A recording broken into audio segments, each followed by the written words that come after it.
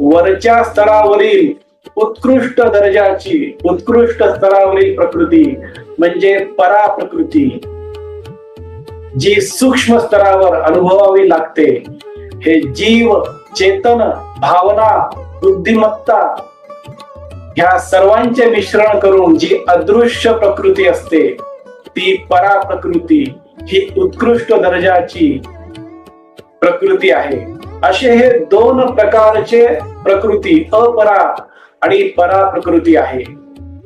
जेव्हा अपरा आणि परा प्रकृती यांचे ऐक्य पावते म्हणजे जीव आणि शिवाचे जिथे ऐक्य पावते त्या परिस्थितीला, त्या अवस्थेला साम्य अवस्था असे म्हणतात.